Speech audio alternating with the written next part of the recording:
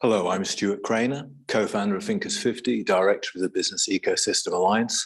Welcome to the 2022 Zero Distance Awards. The awards are brought to you by the Business Ecosystem Alliance in partnership with the Higher Model Institute. So thank you very much for joining us, and thank you to all the organizations who entered the awards this year. The Zero Distance Awards identify and celebrate the work of organizations throughout the world in eliminating the distance between their employees, their operations, and their customers. Thanks to technology, imagination, and commitment, we can build relationships in entirely new ways with customers. The Zero Distance Awards celebrates organizations which have done just that. The great thing this year has been the global nature of the entrance to the awards and the understanding that the concept of zero distance is universal and universally applicable across a range of industries, indeed all industries, and in all companies, no matter what size they are. Companies are nothing without customers. This year, the Zero Distance Awards go to 9 organizations throughout the world. They are a really disparate and inspiring group, and we're delighted that we have representatives from those companies on this session to share their experiences and what they have learned along the way and what we can do to emulate their brilliance. So let's go through the companies who received the Zero Distance Awards for 2022. The first company we would like to acknowledge is 4D Systems. Since 1990, 4D has forged its place as a global leader for intelligent displays and graphics processors. It describes its business as human-centered embedded display solutions, but differentiates itself through its commitment to creating and designing solutions for its customers. 4D is modeled on an ecosystem, literally, rather than as a hierarchy. The second organization we are acknowledging this year is Abm Industries. Based in New York, ABM is a global facility management provider. Its innovation program, ABM Next, focuses on enabling all of its 100,000 team members to ideate, pilot, and scale ideas to improve the team member or client experience. The program really encapsulates the principles of zero distance. The next recipient of a Zero Distance Award for 2022 is Brandwatch.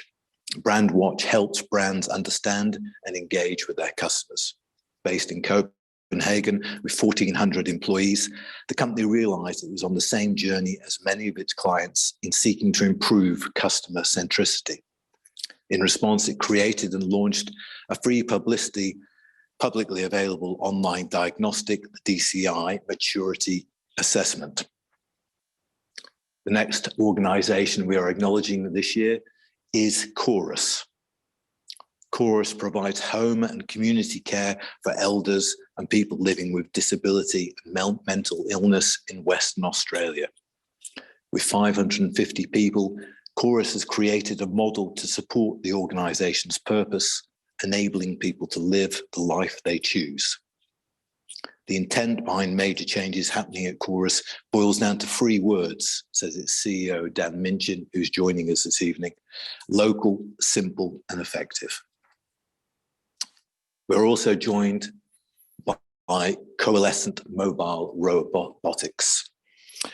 Based in Odense, Denmark, Coalescent Mobile Robotics is a robotics company that designs and builds agile, fast, and smooth collaborative robots, cobots, in order to assist the retail industry. It believes that humans and robots can coexist in the workforce. The next recipient of a Zero Distance Award this year is Gummy Industries, a digital communication agency with 60 employees based in Brescia, Italy. It works on brand identities, marketing, and digital strategies. As the company says, marketing consultancy is a very serious business. but we want to stick in people's minds. That's why everything we do has a twist to it. And they have developed some great twists. The next organization we are recognizing is Kofax, with 2,000 employees based in Irvine, California. Kofax is an intelligent automation software company. It has embraced the concept of zero distance across its entire organization. It believes that while zero distance responsiveness requires bottom-up employee engagement, company boards and management teams must act as ambassadors to drive the concept forward. Next company we are acknowledging with a Zero Distance Award this year is Teledoc Health. Based in Purchase, New York, with 5,000 employees, Teledoc Health was founded on a simple yet revolutionary idea. Everyone should have access to the best healthcare anywhere in the world on their terms. Teledoc Health has been focused on the healthcare consumer, the end user, from the start. Today, it provides whole person virtual care that includes primary care, mental health, chronic condition management services, and much more. It designs for zero distance responsiveness for all its healthcare consumers. The final company we're celebrating today is Typify. I've probably mispronounced it. Established in 2001 on the Sunshine Coast in Queensland, Australia, Typify initially launched with the vision of providing automated publishing software for print documents that would enable collaborative workflows within work groups and across enterprises. It delivered the world's first fully automated desktop publishing system in 2004 and now helps content creators automate the layout of complex documents at speed without compressing design. It expanded into North America in 2007, then to Europe 2009. It is now established as a global leader, and central to its story are its customer-focused values and work ethic. So some great organizations. We're really pleased to be celebrating them. For more information about the customers, for the winners of the Zero Distance Awards, please look at the businessecosystemalliance.org website and visit the websites of the winners themselves. So what we're going to do over the next hour is have conversations with some of the winners of the Zero Distance Awards to discover more about what they've actually done and what we can learn from what they've done. Given the time differences, I think it might be a good idea to start in Australia with Dan Minchin, who's the CEO of Chorus Australia. Dan, welcome and congratulations. Hi, Stuart. Thank you very much. And it's a great company to be in. Dan, tell us about what you've done and why it was necessary. Yeah, thanks. So, Chorus is a for-purpose or not-for-profit organisation, and we, as Stuart said, provide support to people living in their homes, whether they're elder Australians or people living with disability. It's a pretty challenging business environment. It's substantially based on various government-funded schemes with very rigid pricing, difficult margins, difficult challenges in getting the workforce that we need, which I think is a global challenge. And so I guess we started by thinking about how best to respond to those conditions. And we were very focused on our purpose, as you said, enabling people to live the life they choose, with a conviction that people live their best lives, not just in their own homes, but in neighbourhoods and communities. So we really wanted to reinvent the service support experience to be one of connecting people to their neighbours, their communities, and get away from pure sort of transactional service type delivery. Traditionally, our organisations like mine are pretty hierarchical, take a very compliance orientation, very focused on where the funding comes from and what all the rules are. And we just decided that there was in order to do this differently, we needed to change the way our organisation worked. And we really just followed our purpose, I guess. And I know that sounds like an easy thing to say, and many people will say it, but we just kept on teasing away what would it take to show up differently in people's lives. What we're doing, we're sort of 15, 16 months through our transition away from a traditional pyramid-shaped hierarchical organisation with 7 layers of management to a decentralised network of small local teams. And by local, I mean a 5 to 10 kilometre radius in a metropolitan area. They may have 300 or 400 customers or clients of their own, small team of between 15 and 30 people, with really just 3 layers in the organisation, or even 2, depending on how you count them. So each of those locals on paper nominally reports direct to me. All of the administration is sort of decentralised, and then we're trying to build a very lean enabling platform that takes a lot of the noise and the complexity away from those locals. And that's our second part of our catchphrase, simple. It has to be simple for these locals to work with the degree of autonomy and humanity ultimately that we're wanting to create. So we've effectively stripped out all of these layers of management, decentralised all of the teams, and we're really now at the point of having to work out, we've done the restructure.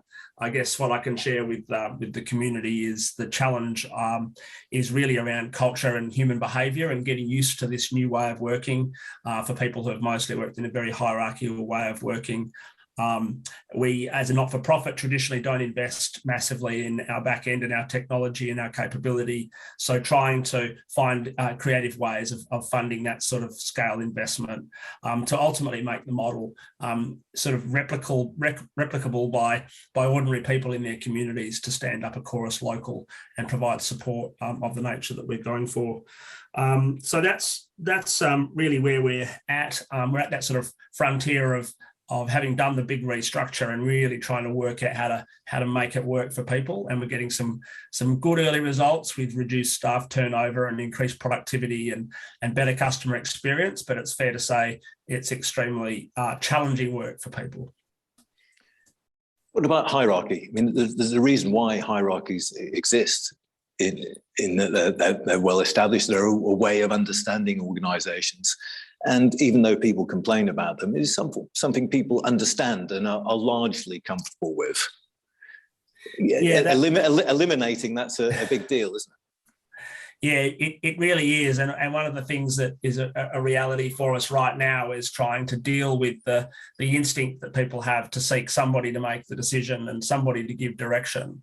And like I've been saying over the course of the transition, we want to eliminate management layers, but we still have to manage our organisation. It still requires coordination, dealing with conflict, which has become a very big part of what people are having to learn to do, deal with conflict over resources or ways of doing things. So it's very challenging for people to find this way of working in it, where we're asking people to take responsibility for their own actions and their own outcomes. Against a backdrop of an instinct to seek somebody else to make a decision or to solve a problem. So there's a real psychological dimension to it. But there's also about how we create an operating system where the sort of the way of doing things becomes quite routine. And we talk a lot about practices, which we haven't really embedded yet, but we feel that's a really good way. So a service practice or a customer's experience can be quite, again, I don't know whether this is the right word, but sort of codified or become really quite replicable. So there's less and less degrees of uncertainty for people in their work. And what have you learned personally along the way? Well, I've learned that it takes time, the key attribute really here is persistence, and holding the space for that discomfort. So I am really convinced that we're on the right path. I very much can see the green shoots of the impact this can have on people's lives, primarily our employees who enjoy this different way of. This different sort of sense of empowerment in their work, but there's a significant amount of pain for people. We've a large number of people have left our organisation, which was something that we've had to ride through. And as ever, I think my ambition for the time frame was probably unrealistic. and the same for many of the other leaders in the organisation. So that's probably one of the real main learnings. And then a lot about, well, what becomes of the role of the CEO in an environment where you're trying to decentralise responsibility and decision making. I've become very mindful of the impact when I open my mouth, I guess, is that I can express an opinion that's heard as a decision. I can express a preference and it's heard as a direction. And really having to find a way to show up differently myself, which has been interesting.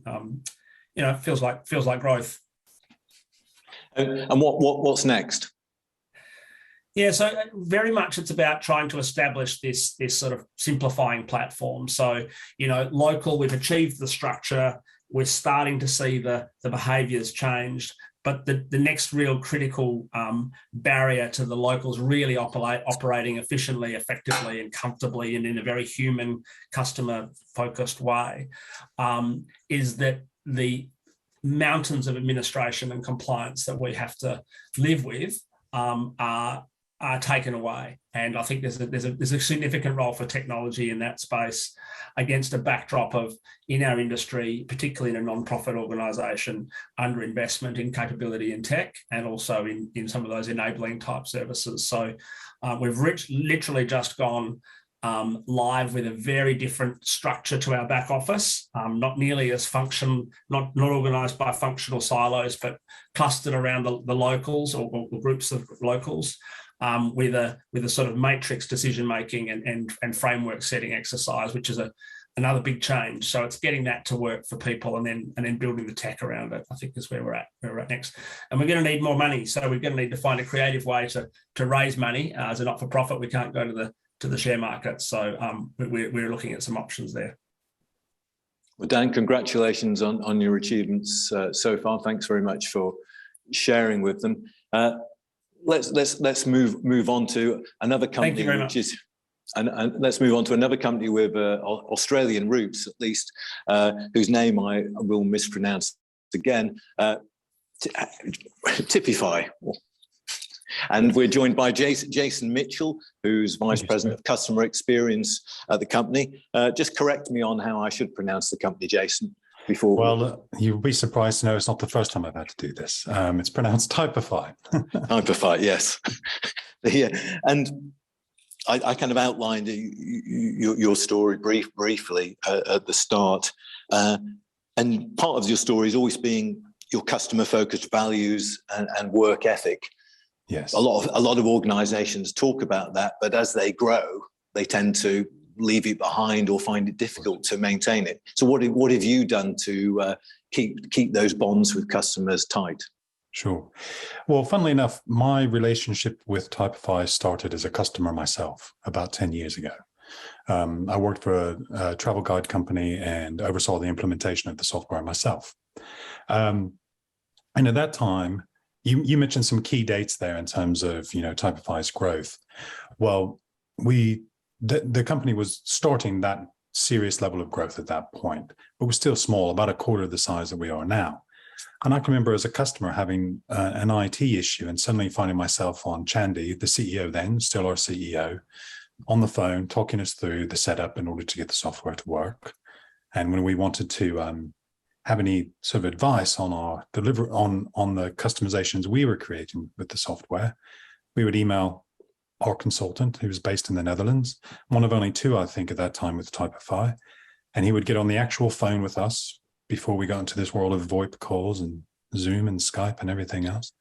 And he would walk through us laboriously at times because maybe we were a little bit of a slow learner ourselves. So when I joined Typify about 8 years ago, the challenge was to try to keep that level of personalized service going, to keep it at the same level as the people who'd been the founders of the company and had shepherded customers from start to finish with a much larger team. And we've done that by using a lot of clever asynchronous working techniques, but also keeping the decision-making on the front line, really. You mentioned the global nature of this, the people on the panel today. Well, Typify supports literally hundreds, if not thousands of users all around the globe. And we have a customer-facing team There is probably about 12 to 15. It's hard to narrow down because we have a bit of a matrix of people do lots of different responsibilities within the company. But to be able to provide such high level of service around the globe from such a small team is really an exceptional accomplishment from the team.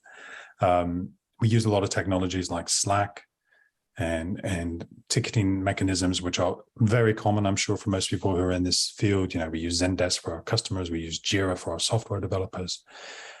But it allows us to have a 24-hour cycle to where within hours of an issue maybe popping up with a customer in California, a consultant there can respond to that. They can get in touch with an engineer who may be in Australia or maybe in our office in Sri Lanka, and they can start brainstorming solutions to that before America wakes up again. And there's no need for them to seek approval through me or through any of the other members of the leadership team. They're empowered to take decisions to help the customer find a solution to that problem. And you talk about collaboration and trust. And you also talk about employees being driven by an honest desire to see all parties succeed. Absolutely. Absolutely. You presumably, how do you recruit? Do you recruit for that or train? I think we recruit for that, Stuart, to be honest. We have to have a certain level of engagement with our niche of the technology. I mean, that's kind of screened whenever we're looking at CVs. But then it's really that enthusiasm. I think there's other people here in the software space as well. But the challenge, of course, is finding someone who really understands your software, but also really understands the industries you're selling into, so they can translate that technology into the human solutions that people need. So that's something we really have to identify in the hiring process. We are blessed, especially in the professional services team, who are the most customer facing within the company, of having world-renowned experts dealing directly with customers to solve very complex problems. We have a high level of seniority within the team, a lot of experience within the team, and so the hiring bit in some ways is very easy in that way once you find these individuals. And did the pandemic have an effect on your business? Because it seems to me your kind of agility and kind of nimbleness, you were set up ideally in the first place. We had a head start. There's no doubt about that, because the CEO oversees the sales team, and he's based in Melbourne. We have sales consultants throughout Europe and the US, and we were already going down this road of initiating conversations through internet meetings as opposed to face-to-face ones, although we do believe there's an immense value in seeing people face-to-face. So we had a bit of a head start there, but it has changed the way we work, especially with our customers. We found that a lot of them have decided to say when they're getting training, they'd much rather have that done remotely rather than have us come into their office and provide that. And we've been surprised to find that that's actually a lot more effective to do it in shorter bursts online as opposed to a big old day of training in an office. But I think the other one is we used to have this very set routine of almost sort of like status meetings that were done remotely. And then every quarter or so, we would get people together and we'd make big objectives. Obviously, we couldn't wait to do that anymore. So we've increased that engagement. And now we have quarterly meetings within the different teams to set our objectives, to really look at how we can improve things for our customers. And if there's any friction that we're having internally with our processes, we can talk through how we can eliminate that. And really, I found that better because we are more immediate to address any problems as opposed to waiting for the next big get together. And what's next? Well, what's next for us? Well, funnily enough, carrying on from this one, we will, in a couple of weeks, be having our first Typify user conference in Geneva since 2019. So we'll actually be able to see some of our customers face-to-face en masse. And prior to that, it will be my first time of meeting face-to-face with the larger team since 2019, 2020, just before the pandemic. So on a personal viewpoint, I think we're all really looking forward to that. We have an exceptionally positive atmosphere within the team. We like being together as much as we like working together. So that's really something to look forward to. And out of that, I'm sure we'll come up with more objectives to improve our delivery in the next year. Thanks very much, Jason. I really appreciate you joining us, and keep us posted on what happens at Typify. Some real, I think, collaboration and trust are really interesting issues, and how people and organizations actually make them work is really interesting. So let's next move to America, Abm Industries, and we're joined by Kayla, Peter, and Marcio from Abm. Welcome to the three of you. Innovation. Abm launched an innovation program which focuses on enabling all of its 100,000 team members to ideate, pilot, and scale ideas. Can somebody, which one of you would like to tell me more about that? Kayla, you look at you're about to speak.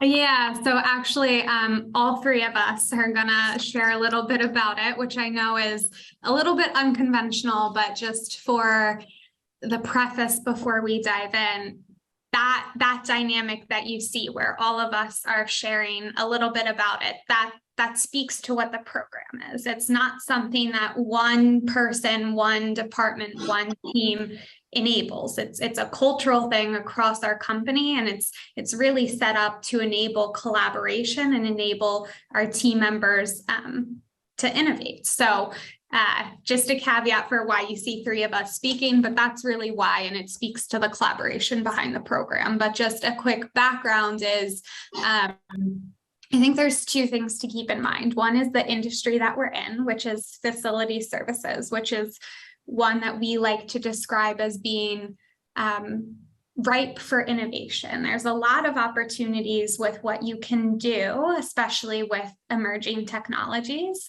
And the second is that our company has always been very entrepreneurial. We are a highly distributed company, and our team members have always been entrepreneurial. But what we wanted to do was last year, we wanted to take that to the next level and support that embedding of technology, thinking about new ways of doing things, and supporting the entrepreneurial spirit of our team members with a formalized program that really makes it simpler and more successful to try to pilot new ideas, embed technology, digitize services, and do things differently. So that's the background for where this stems from. And the summary of the program is really having an innovation site that all of our team members can access, and most importantly, hosting campaigns on there that really poses a question, a challenge, a concept, and our team members can really put forward their concept of what they'd like to see as the next pilot focus area, what they think would drive value for their team members, for their clients.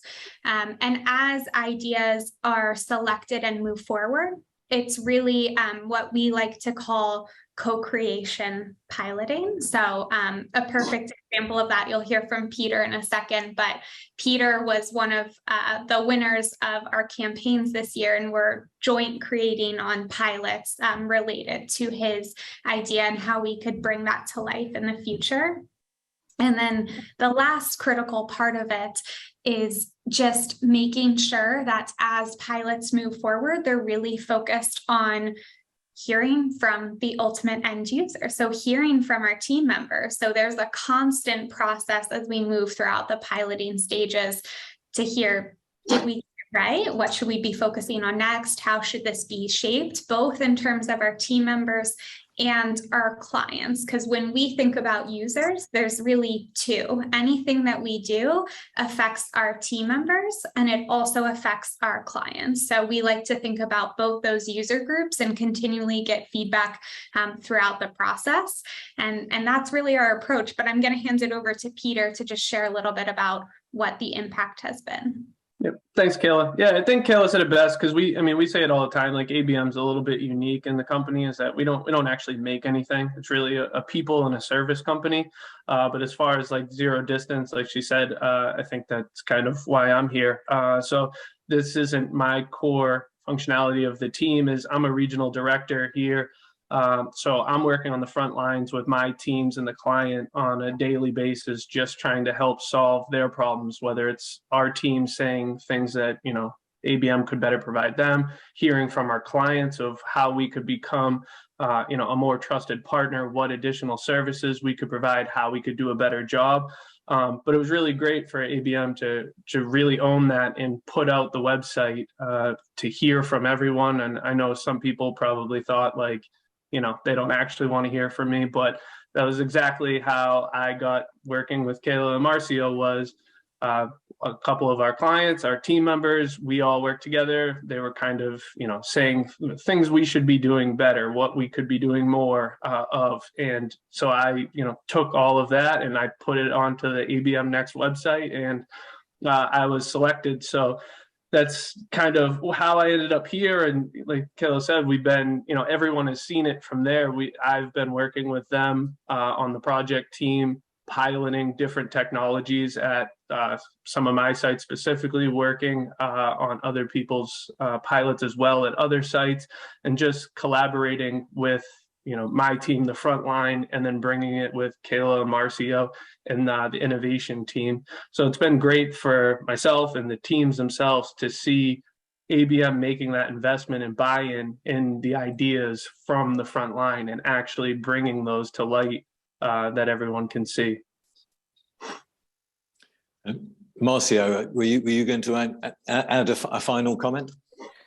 I was going to maybe tackle the what's next question here. So we have a very aggressive pipeline of innovation as part of our 3-year roadmap.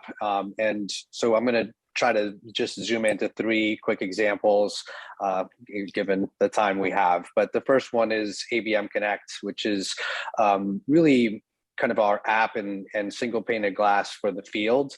But we focus a lot on smart facilities, and very often that involves mostly IoT sensors looking at bringing that data in, but there's also a tremendous amount of human intelligence that we want to harness and bring together. So we think that ABM Connect is a really great way, not only to streamline everything that the field needs in one place, but also provide that knowledge and feedback of what's happening in the building. So that's one quick example. The next one is really more in this mixed reality side of things, where we're hoping to use that technology to better train the facility managers and engineers, but also tap into subject matter experts throughout the world, so that so on the VR side, more of the training, and then on the AR side, more of the ability to kind of look over someone's shoulder and help to solve some complex problems.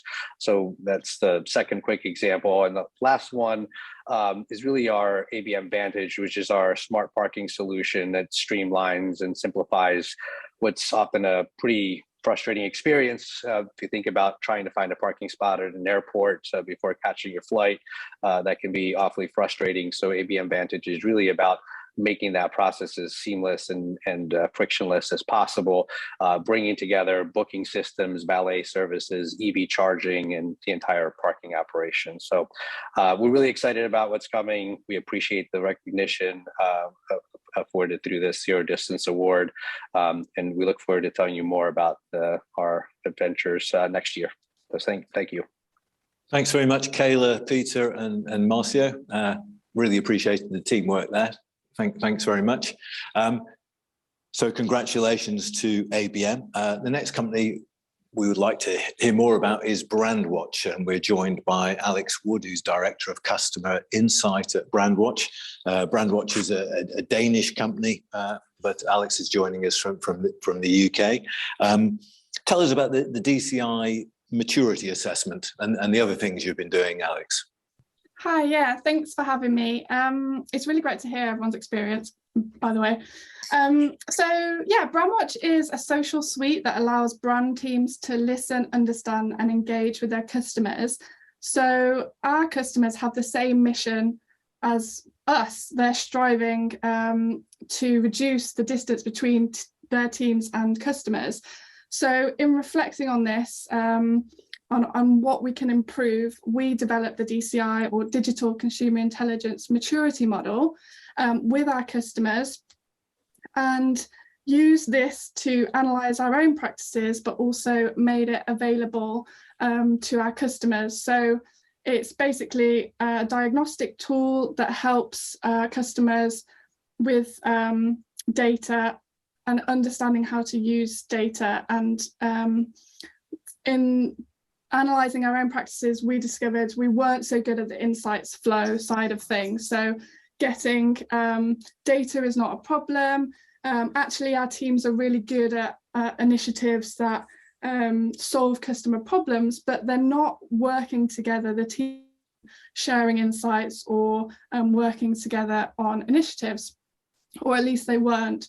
So we've really tried to improve this. My role in particular has helped to bridge the gap between different teams and bring cohesiveness to what we're doing. So we built a customer centricity steering group, and this had stakeholders, or has stakeholders from all the different departments of the business, and helps to make sure that insights are flowing around the business and being integrated into workflows. We've created resources together as well. So more practically, how can we create resources that are useful for everyone? Things such as customer personas, which help every staff member to understand and empathise with our customers. And then in aligning initiatives, we found this to be really important because the whole customer journey needs to be improved, not just the remit of one team. So this group again was helping to embed that across the business. And then in terms of improving product development, we've really tried to find innovative ways to involve our customers in this process. So we hold internal Q&As once a month with different customers to learn about their day-to-day challenges and feedback they have. So not just what particular features they want, but more what are they trying to solve? How do they work with their teammates so we can evolve our products as the work of our customers evolves? And we also ensure that our frontline staff are feeding customer comments into our product roadmap planning tools so we can quantify customer feedback and take action that's not just based on anecdotes. And finally, of course, we're using our own Brandwatch consumer research software to research customer needs and spot trends. So we're trying to stay one step ahead and think about what will our customers want in future as well. What about the Brandwatch community? Is that part of what you've just described? Yeah, so the Brandwatch community is evolving, where it's basically a portal, an online portal for users to engage and learn from one another. And we want to use this. We know it's got potential to be used as well for strengthening our understanding of what customers need and want from our products and services. So this is something we're working on improving to make more valuable to customers, but also really valuable for the business as well. And what's the feedback been from your customers? On the community? On all these activities? Yeah, they are, I guess, less aware that it's happening and just along for the ride of the improvements. The DCI maturity model went down really well. Our customer success teams are able to use that consultatively with clients, like spot the areas, work with them to spot the areas that they can improve on. So perhaps it's improving the culture of data in their own business. And then our success teams will work with them closely to help them understand how can they implement the improvements. And what's next? Well, we're definitely not done evolving. So we've made some big steps forward in the past year on our journey to making our organisation more empathetic and understanding of our customers. So we'll be continuing to improve our processes for capturing, but also acting on the customer feedback as we and our customers grow. And developing this community so that it's creating a circle of value for the customer. We're really excited about that. Yeah, a circle of value is a nice idea, isn't it? Alex, thank you very much, and congratulations to Brandwatch for that wide-ranging series of activities you're up to, narrowing the gap with your customers. Now, also with a Danish theme, we're moving to Coalescent mobile robotics. I don't think many people know that the third biggest robotics cluster in the world is in Odense in Denmark, and we're joined by Cleo, who's the founder and CEO of Coalescent Mobile Robotics, and it really is a hotbed, isn't it, Odense? Yeah, I think there's about like close to 200 companies that are related to robotics in some way or another in this small town of, I think maybe it's 175,000 people. And tell me about the name, because I think the word coalescent actually sums up a lot of the what you stand for. Yeah, so the coalesce means the joining of things, molecules, whatever. And so we use that in the terms of that in order for us to succeed as a company, we need to be close to our customers, our suppliers, and also internally in our company work nicely together. So only through working together can you succeed. So who are your customers, Claire? So we're targeting supermarket chains as a first a step, and for the next couple of years anyway. So really big corporations with a lot of stores, hundreds to thousands of stores under the one parent company. So how do you get close to them then? So basically, like I've been working in mobile robots for the last 10 years, and we mainly worked in the warehouse industry, and I worked with for companies that, and specifically I think engineers are like this, is my opinion, but that they get too excited about their engineering skills and building nice fancy products that they often forget about the customer. And in the companies that I worked in before, this was quite the case, you know, that they would try and impose new features on their customers rather than actually listening to their customers and understanding what specifically did their customers want. And in the warehouse industry and logistics industry, you've got like robotics has been there for quite a long time. So they've grown accustomed to how they're used and how to adopt them into their workflows and whatever else. But we're breaking into like quite a new industry for robotics, like in supermarkets, in the store, alongside people. The staff like the store employees don't necessarily know much about technologies. They know about how to use apps and things like that, but physical hardcore robotics is quite new. So for us, it was very important to keep our customers at the very focus of what we did. And I think not only because we wanted to build a product that was useful for them, but also because it helps with development.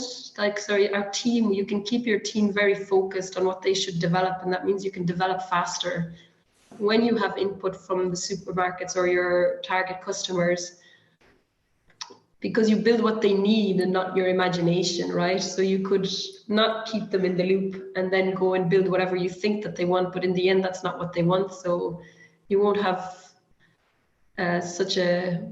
your adoption rate of your technology won't be as good as if you keep your customer at the center at all times.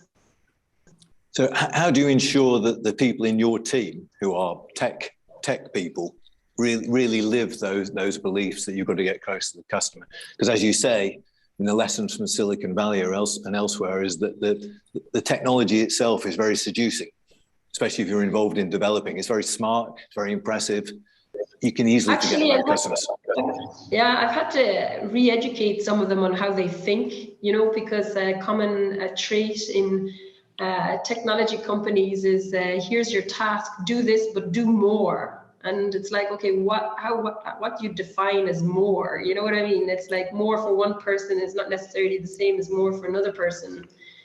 And so we have to change their way of working and say, no, you have to do this.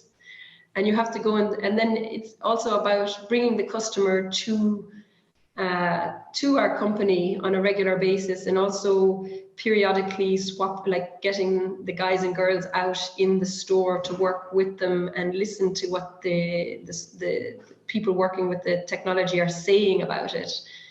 Because you could spend hours and hours working on a feature and be deep down in the code and go, oh, we need to optimize this to make this go faster. But then the customer is looking at it from the outside, doesn't have a clue of any of that, but the robot moving from this position into that position is not doing it smoothly.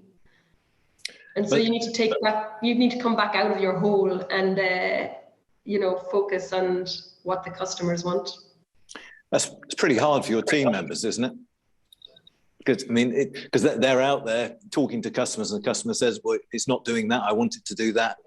He puts them on the spot.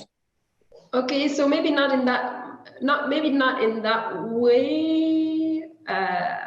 It's not like, no, I think that if you keep your customers on board from the very beginning, you build up a friendship rather than a customer supplier relationship.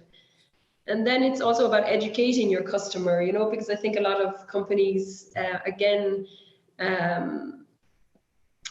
me think about this for a minute. Don't give customers the credit, I think, of wanting to learn about your product, right? They don't go into the nitty-gritty. So with our customer, we come in, and every time they come in, or every time we're at the store and we're doing a demo or we're talking to them, we teach them about something new about the robot. So we educate them on how the robots work. So they also gain greater value of the technology, and they become more attached to it because they know how it works. And so then when the conversation is not so biased and it's more like flat, okay, well, we work like this as a retailer, and then we say, well, robots work like this. And they say, oh, well, we want this. And it's like, okay, but you need to think about this if you want the robot to do that, because the robot can't do everything. I thought robots could do everything, Claire. No, robots are stupid. I read on your website that you focus on happiness and productivity. Can you quickly tell us about that combination? I think open communication. I think that we're working with robots, so I think that anybody that started a company, they started it. Well, maybe not everybody, but you've got to enjoy what you're doing. You work 8 hours a day at your job, right? So you might as well make it enjoyable. So I think you need to try and find a more fun way of working, and talking about what you work and why it's benefiting different people, so that people can see the vision of the goodness that it's doing. And that's the same on the customer side. And then now when we're integrating mobile robots, where everybody would normally freak out about having 10 robots working autonomously in a store with lots of people, it's fun, because we're taking it step by step, introducing the customer in and going little by little with constant feedback. And then everybody is seeing the progression in the technology, and everybody, including the employees here, our customers, they have huge ownership over the product. And so they want to see it succeed, and it makes them happy to see new features that have improved the last thing that you did, So congratulations to Coalescent Mobile Robotics, and thank you for joining us, Cleo, and good luck as the company develops. Now we're moving to Italy, to Gummy Industries, and we're joined by Alessandro Menino, who is the president and CEO of Gummy Industries. And Alessandro, we should start by saying what a great name Gummy Industries is. Thanks a lot, Stuart. Well, you have to know that we are based in Italy in a very industrial and manufacturing district. We are in Brescia, near Milano.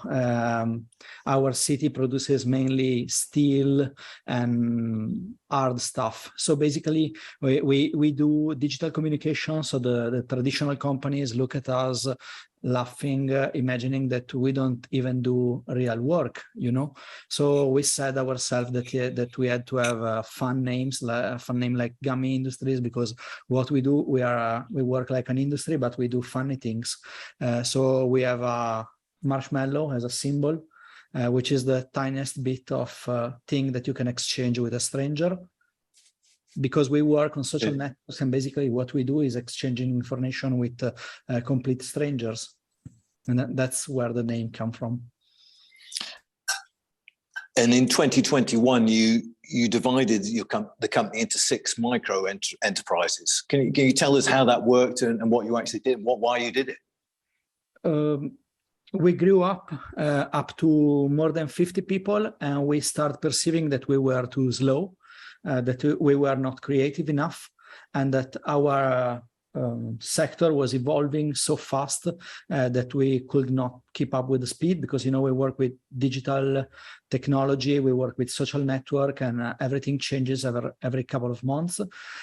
So we had to imagine a way to work faster and to change faster, because if our services don't change, we risk being out of the market in just a few years. So we split the company in 6 different teams.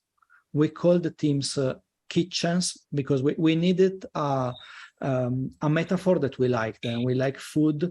So we imagine that every small team of people could be a kitchen, and every kitchen could have a chef. The chef in the kitchen can see the profit and losses of its own team, but more important, he or she can decide what the team does, even doing things or services that the company didn't do before.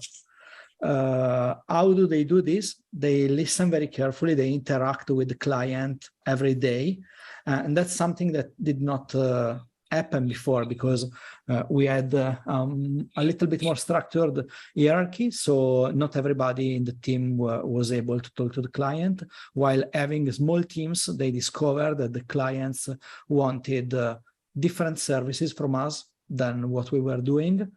And so every kitchen developed its own value proposition. So somebody started doing only corporate identity in collaboration with artists. Somebody in another kitchen started doing only content which is done with the aid of artificial intelligence. Another kitchen is focusing on web design and sustainability. So sharp focus on a very special segment. And now, 1 year after, we are doing different services that we were not doing before. And then we told to the chef that if their kitchen was successful in economical terms, then they will be able in doing a spin-off, and they were entitled to have a share of the new company, which already happened with a company that we called Flatmates, which is our influencer marketing agency, which already is independent and controlled by Gummy Industries with a very important share, but nonetheless, it's independent. So you've created these kitchens, each of which has a chef who's kind of the person in charge. So their role is, so they are the leader. So there is a hierarchy to the extent there's a leader and there's a team. We have a leader, but then the interesting thing is that the leaders are not people who are ready to be entrepreneurs. We took art directors, we took copywriters, we took very normal colleagues and employees, and we made them in charge. And so now they're entrepreneurs.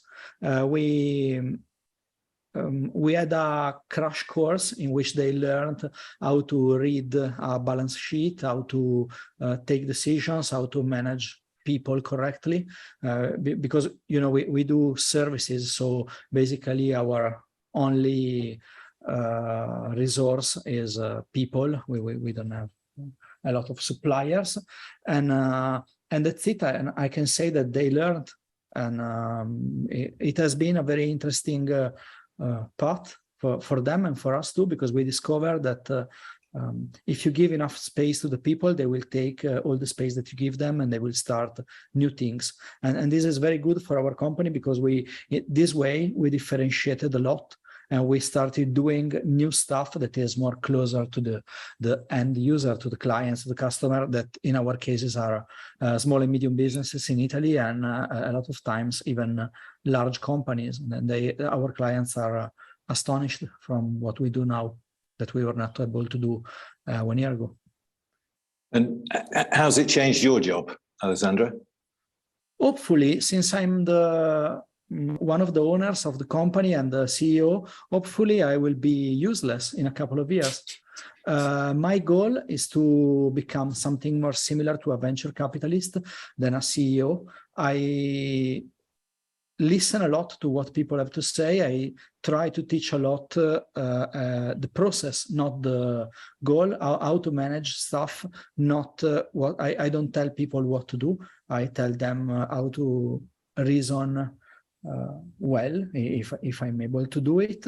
And if we succeed, me and my other CEO, Fabrizio, which is my business partner, will be completely useless in a couple of years, and finally we can go on holidays full time. Alessandro, I really look forward to joining you on the holiday as well. Thank you very much. It's great to learn more about Gummy Industries. Well deserved. Thanks a lot. And now to the final organisation joining us today. It's Teledoc Health, and thank you for being so patient, Klaus Jensen from Teledoc.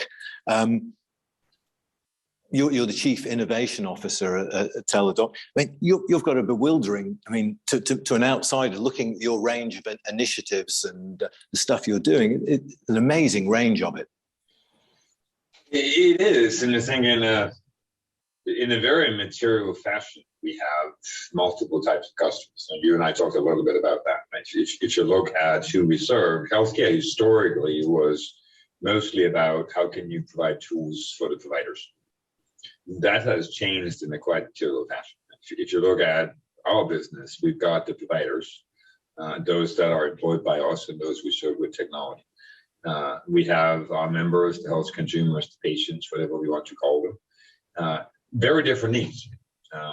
Both of them want a seamless, integrated, meaningful, personalized experience, but it means totally different things. Then you got our clients, which in healthcare is who pays the bill. So there's also a customer, which is who pays the bill.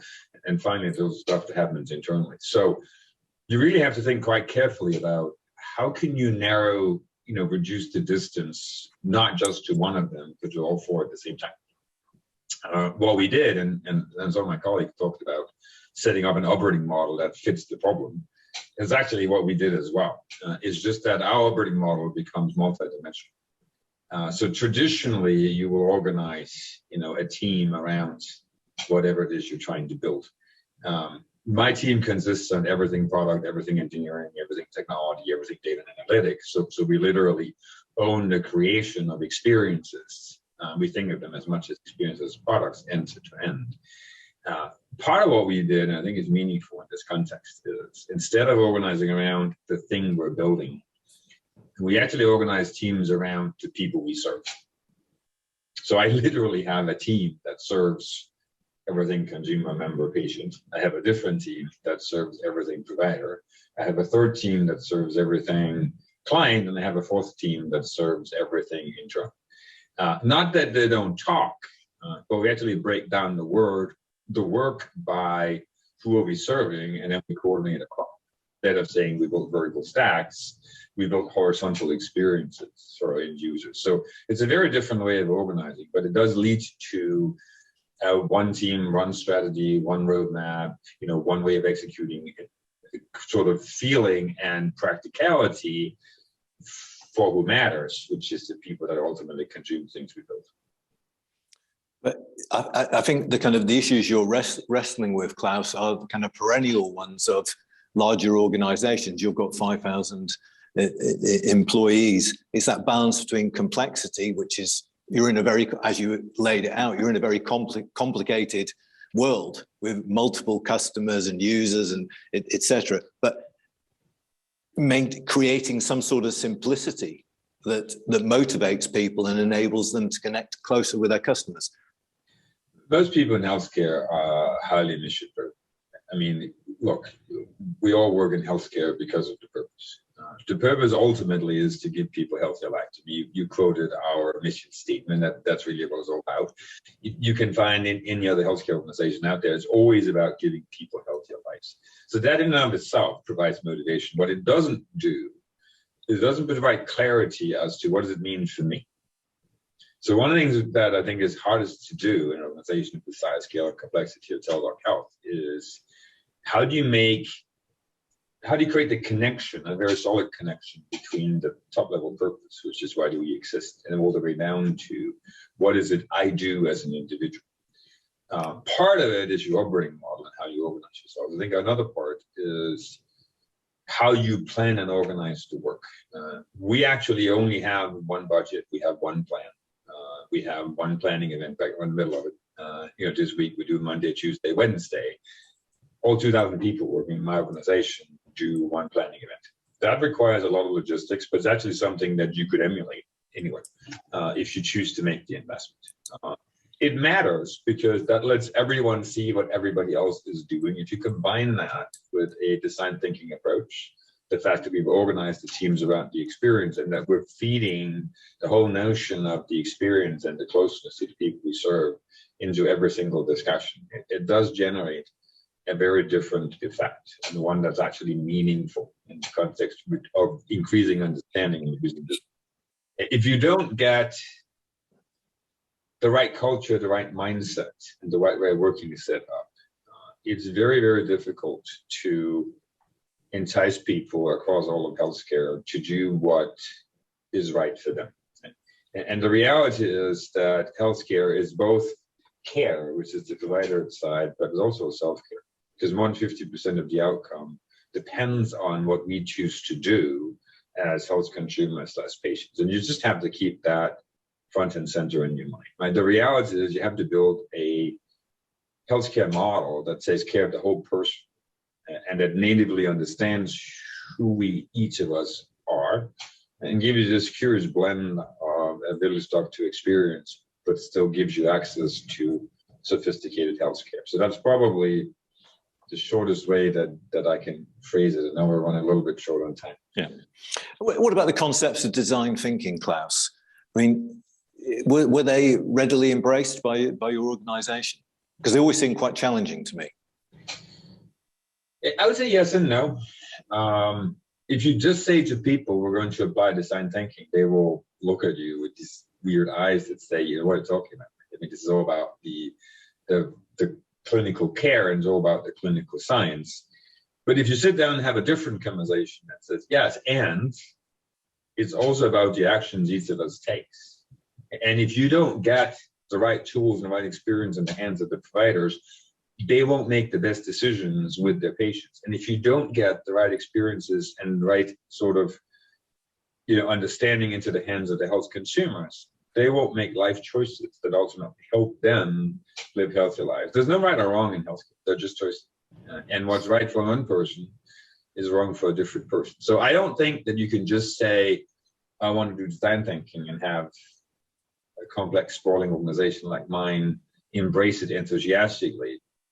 But you can have a different conversation and say why it matters, and then they won't get a question. So in today's world, design thinking is fundamental to everything we do. We have a design thinking team, but actually the experience is front and center for every single individual across the organization. And what have you learned along the way, Klaus? It's always about people. It's about people three ways. Right? In fact, I'll frame it and say, there are the tool makers, the caretakers, and the people that need care. And you have to think about the entirety of the equation. I'll consider my own organization tool makers. There are people inside Teledoc, but also outside Teledoc that are the caretakers. So they are very much, one part of our customers. And finally, there are the people that need care, which is who you're ultimately trying to help across all of healthcare. So healthcare is weird in that it's not a B2C, it's not a B2B, it's not a B2C, it's not even a clean B2B to C kind of model. It's this weird, obscure thing where you have multiple groups of customers with different needs, and on a good day, they all talk. Right? So it always comes down to the people. And you have to recognize that it's not people singular, it's people plural, because it's different kinds of people. But it's kind of a relentless quest for focus and simplicity. A relentless quest for focus and simplicity, and again, in two ways. Simplicity is for the users that you serve, because the one thing that kills a good healthcare outcome is the complexity we have to navigate. I think the paradox is that the specialization of healthcare has created a very complex environment. Our job now is to reduce the complexity and connect the dots better which is not about replacing the existing system. It's about putting some glue in between and making your experience better. But that's a Herculean task. So the other part of focus is where do you start? How do you sequence it? And how do you make sure you don't try to do 27,000 things badly at the same time, but choose the 2 or 3 you're going to do well until you move on to them. So focus is absolutely part of it. Klaus, I'm going to have to cut you short. I know you could talk all day about this fantastic series of initiatives at Teledoc Health. I think it's really impressive what you've achieved. Congratulations to all the companies we're featured in the Zero Distance Awards: 4D Systems, Abm Industries, Brandwatch, Chorus, Coalescent Mobile Robotics, Gummy Industries, Kofax, Teledoc Health, and Typify. I realize I've mispronounced it again, but there we are. Thank you very much, everyone, for joining us today. There's more information about the Zero Distance Awards and the recipients of this year's awards at the Business Ecosystem Alliance website. Thank you for sharing your insights, a huge range of practical inspiration, I'm sure, for all those who watch this session. Thank you very much.